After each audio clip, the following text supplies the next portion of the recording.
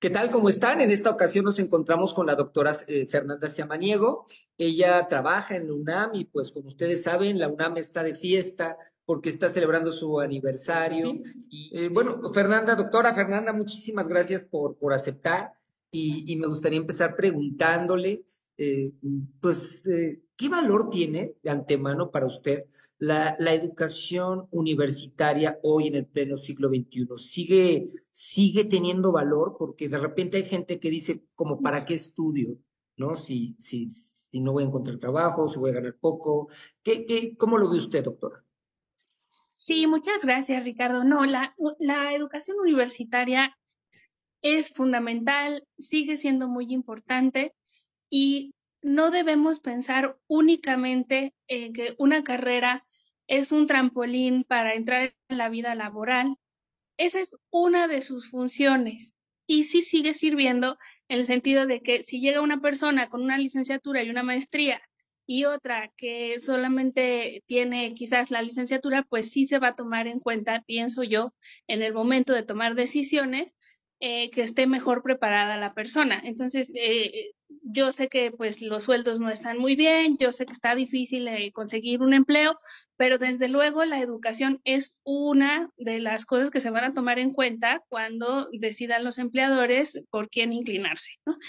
Y como decía, pues esta es solo una de las funciones de la educación universitaria, pero otra es que durante los estudios en la universidad, nosotros nos formamos como seres humanos en muchos otros aspectos, en interacciones sociales, en actividades deportivas. Por ejemplo, cuando yo di clases en La Salle, recuerdo que fue el sismo del 2017 y pues hubo como campañas de ayuda para muchos pueblos que habían sido duramente afectados.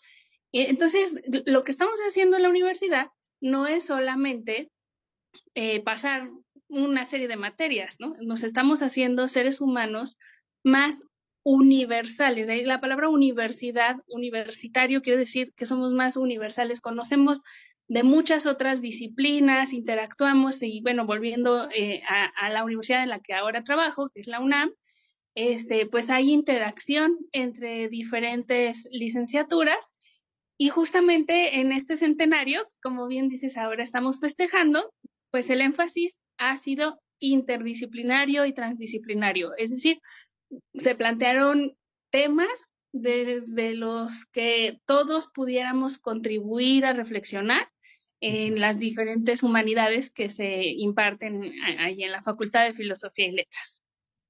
Así es, doctora. Y fíjese, también aprovechando el comentario que hace de la Universidad de La Salle, de la UNAM, bueno, pues obviamente nos hace pensar que en México está también la educación privada y por supuesto está la contraparte de la educación pública.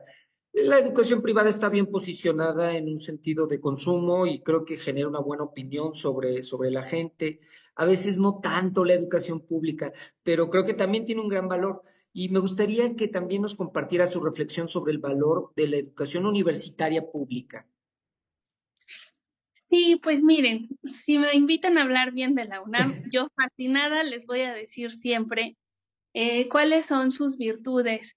Hay que pensar cuántas universidades en el país tienen un estadio universitario, una alberca olímpica, salas de conciertos con la mejor acústica del país. El presupuesto que recibe la UNAM es equivalente al presupuesto de algunos estados de la República. Estamos hablando de un foco de la vida pública y social de nuestro país. Cuando va a haber elecciones, cuando va a haber un concierto, cuando va a venir de visita una personalidad internacional como premios Nobel de la Paz o de literatura, es siempre la casa que quieren visitar. Entonces, digamos que si hay que hablar bien de la UNAM, no hay duda de que es una gran universidad. Estoy dudando si estamos en el 106 o 109 del lugar de la lista de las mejores universidades del mundo, ¿no? Entonces, bueno, pues cuando las personas pueden estar dudando así como, ay, me voy a la privada, me voy a la pública, yo creo que estos son algunos de los elementos que pueden tomar en cuenta para pensar que la UNAM es una gran universidad. Y claro, pues también hay que decir que depende de las carreras, donde pues hay como más renombre también. Por ejemplo, he sabido que la carrera de antropología es muy potente en la Universidad Autónoma Metropolitana, ¿no? Entonces está bien estudiar este tipo como de estadísticas cuando uno va a inclinarse por una carrera. Pues hay como, sí, ciertos grupos de académicos que imparten clases en unas u otras universidades y hay que informarse en dónde están para acercarse. Y de todas maneras, pienso yo, Ricardo, que otra cuestión muy importante de la universidad pública es que por su carácter público siempre invita a que las personas asistan a los eventos, aunque no estén estudiando allí. Eso también es algo que deben tomar en cuenta las personas que estudian en otras universidades y decir, bueno, yo estoy estudiando en la que me quedaba cerca de casa, en la que como mi mamá trabaja allí, pues esa fue la que yo elegí, pero para complementar mi formación, me voy a acercar a escuchar conferencias en el Instituto de Investigaciones Filosóficas o me voy a acercar a la Feria del Libro en Minería en el centro y voy a escuchar pues este libro que se está presentando. Eso también pues lo ofrece el carácter público de nuestra universidad, o sea que están abiertas las puertas para que las personas se acerquen y escuchen esos debates y esas presentaciones de las personas que trabajamos acá.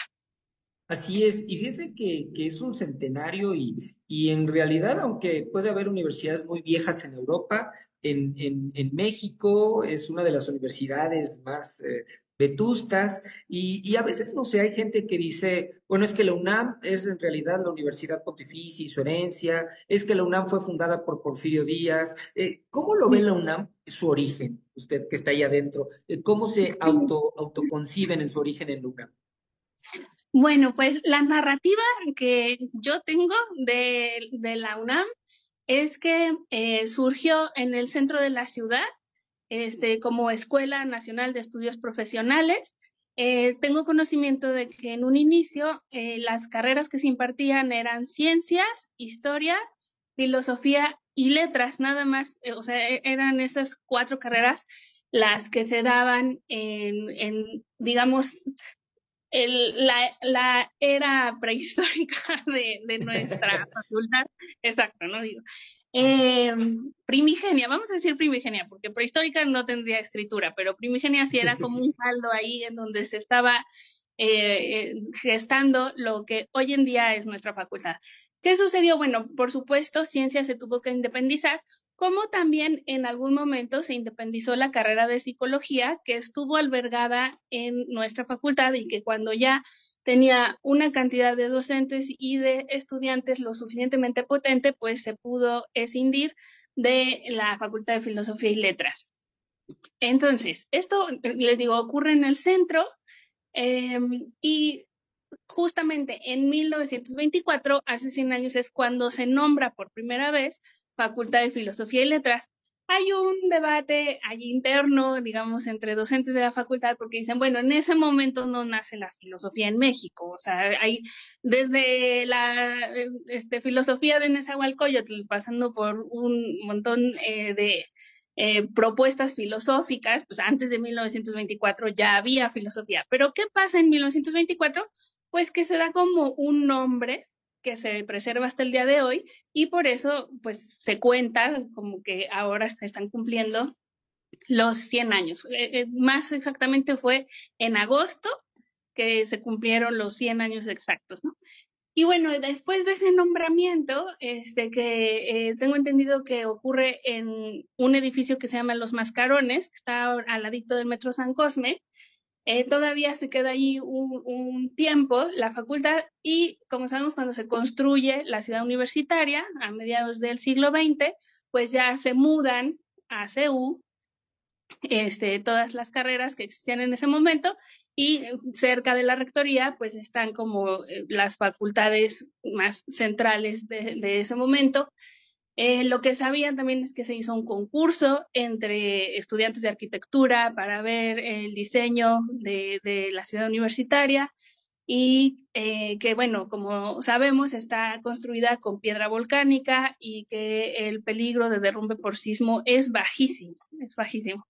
No sé por qué estoy hablando tantos de los sismos hoy, quizás Porque porque es es septiembre, septiembre. doctora. Está en el inconsciente, sí. Sí, fíjese que es interesante porque efectivamente tiene su origen, la UNAM, en esto, como dicen, esta narrativa, pero también muestra que filosofía, en específico, es una de las carreras más antiguas que hay en la UNAM. Y justo quisiera ir también a esa línea, doctora. Fíjese que hoy en día la filosofía quizás es una de las carreras menos vistas, menos contempladas como una opción formativa y laboral para los jóvenes. Y bueno, pues no solo es la más antigua o de las más antiguas en la UNAM, sino también desde la existencia de las universidades en la Universidad de París, también fue una de las primeras carreras que surgió. Ahí también surgieron 4 carreras al principio, y una de ellas era filosofía. Vemos que se replica esto en la UNAM, y me gustaría preguntarle, doctora, ¿cómo ve el valor de la filosofía, primero como opción formativa de estudiante, para los estudiantes, y después tal vez podemos preguntar de otros aspectos de la filosofía? Sí, pues mire, en este momento yo estoy coordinando la licenciatura en filosofía vespertina, que se llama en modalidad abierta, que está diseñada para personas que tienen que trabajar por las mañanas y que solamente dedican una tarde a estudiar filosofía. Entonces, yo tengo muy claro cómo la filosofía puede servir para completar la existencia de las personas que deciden estudiarla. Tenemos psicólogos, abogadas, digamos, de muchas carreras que están cursando esta como una segunda carrera porque ya trabajan como diseñadores, como médicos. Por ejemplo, tuvimos un médico jubilado que dijo, pues, me quedé con ganas de saber más filosofía, me voy a meter a estudiar. ¿Y qué sucede cuando aprenden filosofía? Pues que son mejores en su trabajo. En el ejemplo del derecho lo tengo muy claro. Hay un filósofo que se llama Stephen Toulmin que pues escribió sobre una teoría de la argumentación y está claro que cuando un abogado tiene que argumentar lo va a hacer mejor si tiene las herramientas filosóficas que le provee Toulmin, ¿no?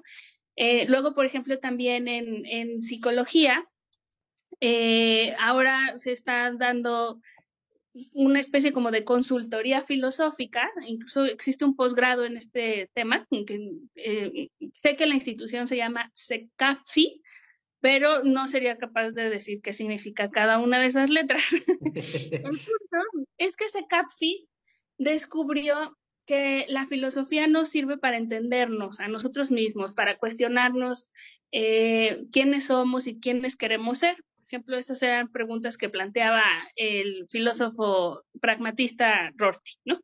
Entonces, si una persona ya da terapia psicológica, quizás al leer esta filosofía va a encontrar nuevas herramientas conceptuales y teóricas para dar una terapia más completa. Y, y de ahí me derivo a las personas que quizás están estudiando filosofía por primera vez. Bueno, pues eso va a aparecer, o sea, va a aparecer en su vida una mejor comprensión, una situación de quién es, para qué sirve en esta sociedad, cómo se comprende en relación a los otros, ¿no? Esto de todo el existencialismo plantea como el Dasein, el ser, y la otredad, ¿no? ¿Quién es el otro? ¿Quiénes son los otros en México? En fin, para esto nos sirve la filosofía, para comprendernos y situarnos con nuevas herramientas conceptuales. Eso es lo que yo diría que nos da la filosofía. Sí, no, y está muy bien porque yo creo que ese perfil que tiene de alumnos muestra esta otra posibilidad que a veces la gente no contempla, porque uno dice, ay, los chicos de prepa saliendo a la universidad, pero no solo es opción para ellos, sino también para personas que buscan una segunda carrera o, como usted dice, una formación complementaria. Y creo que en ese sentido la filosofía va a ser valiosa. A nivel investigativo, doctora, ¿qué puede aportar la investigación filosófica? Y pienso específicamente en la UNAM. ¿Qué aporta la UNAM a la investigación filosófica en este país? Pues sí, hay muchos ejemplos de la importancia de la investigación filosófica, porque a veces tenemos como el prejuicio, o sí, como la idea cotidiana de que pues la persona que se dedica a la filosofía está sentada en un sillón, así, ¿no? Recargada en su mano, y solamente está dentro de su mente sin incidir en la sociedad. Y esto pues es completamente erróneo. Eh, por ejemplo, el doctor León Olivé, que falleció, me parece que la década pasada, es que fue mi profesor, ya luego se me van, y a todos nos pasa que con la pandemia como que contamos mal los años, pero vamos a hablar del doctor León Olivé, del doctor Ambrosio Velasco, de la doctora Ana Rosa Pérez Ranzanz, de la doctora Atocha Liceda. Todos ellos trabajan o trabajaban en el Instituto de Investigaciones Filosóficas y hablaban como bastante en un seminario muy grande que tuvo más de 60 investigadores involucrados. Hablaban del pluralismo cultural y esto permitía como analizar los saberes que existen en nuestro país y cómo se pueden abordar las problemáticas desde diferentes marcos culturales. Entonces, voy a poner un ejemplo, pues hubo una crisis ambiental en un lago de Michoacán, estaban muriendo muchos peces y que decimos todos, pues es un problema de los biólogos, ¿no? Que saben por qué se mueren los peces y entonces hay que mandar un equipo de biólogos. Pero resulta que no, resulta que también hay una riqueza cultural en torno al lago, hay pescadores, hay pues esto como tradiciones michoacanas, y ahí es en donde las humanidades o sea, en específico las reflexiones filosóficas que se hacían en ese seminario, nos ayudan a eh, como trenzar los saberes de diferentes puntos de vista y de diferentes tradiciones, ¿no? Una pues quizás más occidental, otras más originarias, pero bueno, ¿qué hacen los filósofos? Otra vez conceptos, pero conceptos que sirven de algo en el mundo, que nos ayudan a interactuar de mejores maneras y como ese, pues hay también muchos otros ejemplos, ¿no? De problemas ambientales que requieren interdisciplina y que la filosofía es fundamental para poder comunicar a los diferentes grupos. Así es, también me hizo recordar cuando empezó a nombrar estos grandes personajes, me dije, pues, ¿qué otros grandes personajes tiene la UNAM? Y al menos me llegaron a la mente don Luis Villoro, Adolfo Sánchez Vázquez, Eduardo Nicol. ¿Y qué nos puede decir del desfile y sería injusto creo que limitarme a ellos tres, qué nos puede decir del desfile de tantos personajes intelectuales importantísimos en la UNAM, el propio Shirao, que era un transterrado, ¿no? En fin, Sí, Samuel Ramos. Ándele. Sí, Díganos, doctora, ¿qué puede decirnos de híjole, este? bueno, es que claro, yo menciono a los que mencioné porque como Sí, saben sí, mi sí, sí. especialidad es filosofía de la ciencia, entonces pues ellos fueron mis profesores y me encantaría que estuviera aquí al micrófono en este momento el profesor Patiño Palafox o el profesor César de Rosas, que son quienes imparten el curso de filosofía en México y que podrían hacer brillar todos estos nombres que estabas tú mencionando mucho mejor que yo, ¿no? Y también creo que habría que agregar a Carmen Rovira, que fue quien durante décadas estuvo a cargo del curso de filosofía en México y dejó escuela en nuestra universidad. ¿Qué pasa con estos personajes? Bueno, pues que nada más el hecho de que sus nombres estén en bibliotecas, ¿no? Como la Vasconcelos, nos hacen ver cuál fue su importancia en la vida intelectual de nuestro país. Tengo entendido que varios de ellos trabajaban en el Ateneo y que analizaban, digamos, la adquisición o rechazo del positivismo en nuestro país. Otra vez me vuelvo a la filosofía de la ciencia. ¿Qué es el positivismo? Pues es esta escuela de Austria en donde las ciencias están muy bien vistas como aquel tipo de conocimiento que está bien justificado y que se piensa que la sociedad se puede organizar imitando las metodologías científicas, ¿no? Entonces, pues tenemos ahí a Auguste Comte y luego de este lado, pues a Porfirio Díaz tomando su gran lema de orden y progreso. Y bueno, ¿qué pasa con los intelectuales? Algunos nacidos en México y algunos que migraron por la Guerra Civil Española, pues tienen como la oportunidad de agruparse y analizar qué del positivismo vamos a digerir y qué vamos a dejar fuera de nuestro país, ¿no? Entonces, digamos, esta es una versión bastante superficial comparada con la que podrían dar mis profesores de filosofía en México, pero sí, claro que conozco sus nombres y conozco que la historia de la filosofía en nuestro país sería impensable sin esos personajes. Así es, y bueno, aprovechemos su área, doctora, porque efectivamente usted es doctora en filosofía de la ciencia y aprovechamos para el comercial. Ya nos dio una entrevista aquí en el canal muy buena sobre ese tema. Y doctora, me gustaría también preguntar, ¿qué valor tiene la filosofía de la ciencia en la UNAM? Porque también tiene un peso ahí importantísimo. Claro, pues sí, es curioso porque existe el posgrado en filosofía, a secas solo con esa palabra, pero adicionalmente está el posgrado en filosofía de la ciencia y todo el mundo se pregunta por qué el de filosofía de la ciencia y no el de filosofía política, el de fenomenología, o sea, no hay un posgrado para cada área de la filosofía, solo está filosofía, digamos, todo junto o filosofía de la ciencia.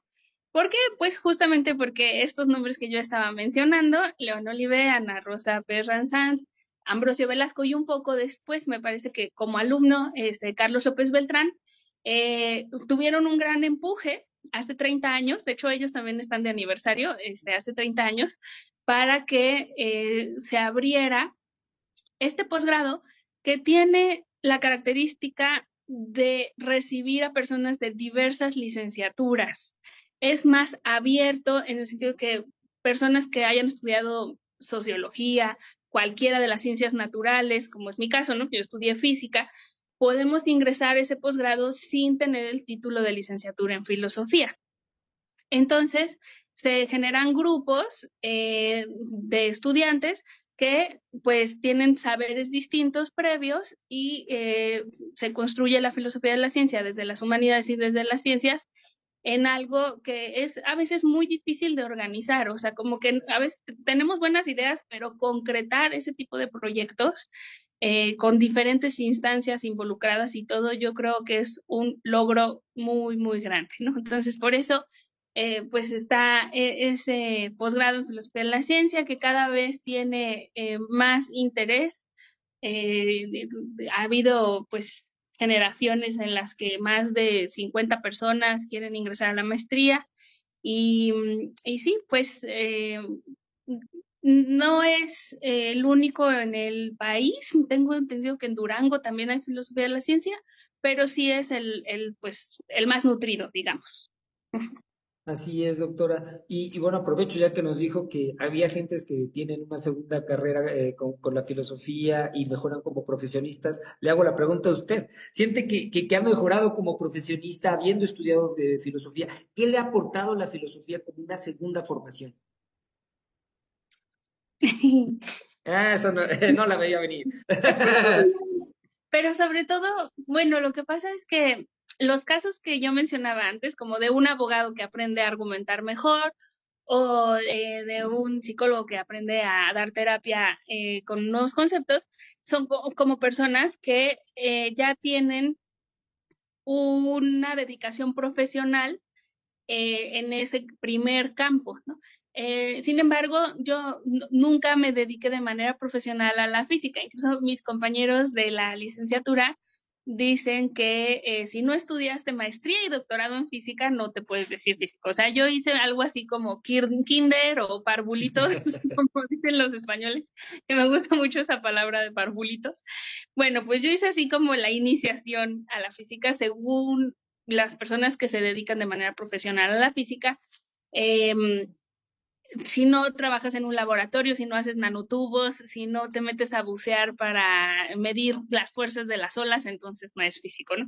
Entonces, mi caso creo que es un poquito distinto en el sentido de que siempre desde la preparatoria tuve intereses amplios hacia las matemáticas y también hacia las humanidades.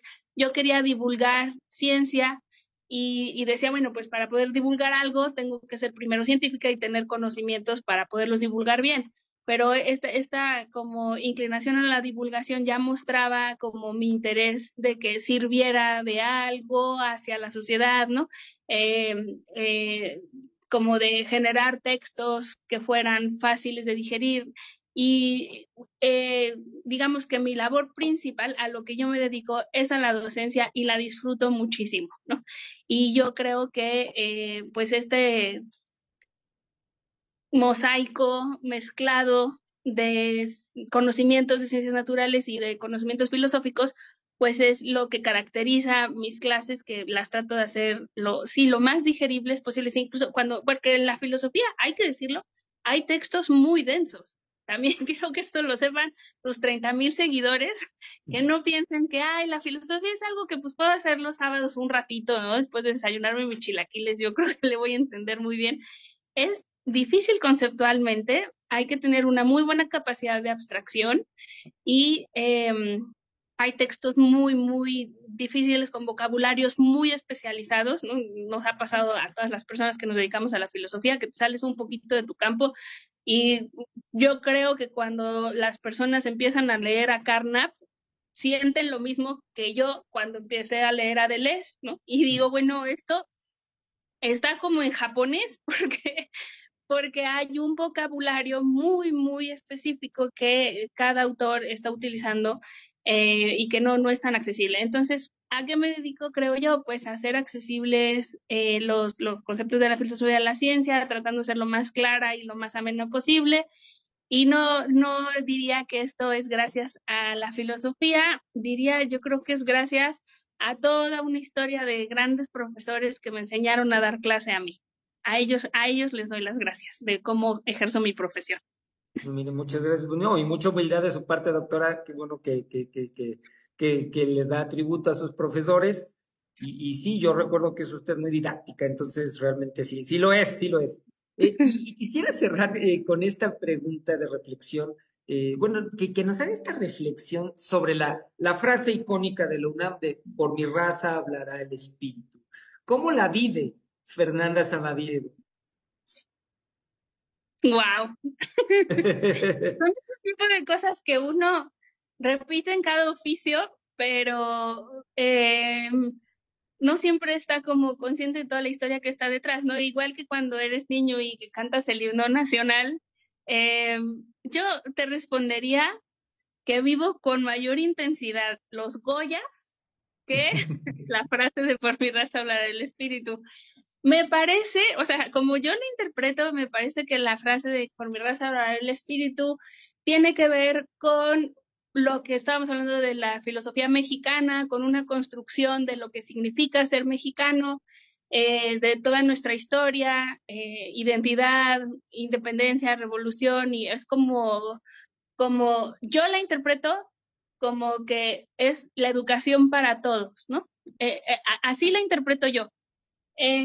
Pero sí, lo que más me mueve es cuando gritamos un Goya, cuando hay algún estudiante premiado, un estudiante que se titula, la bienvenida, ¿no?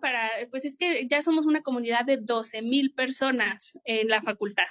1,600 profesores, bastante sabios trabajadores y el resto pues estudiantes, ¿no? Pero lo que quiero decir es que las bienvenidas vienen súper emocionados que pasaron el examen de admisión, que pues se sabe que no es fácil, y muchos de los chicos y las chicas que se vienen a inscribir vienen acompañados de sus familiares que pues, desde luego tuvieron que ver sufrir, estudiar a los jóvenes para pasar este examen.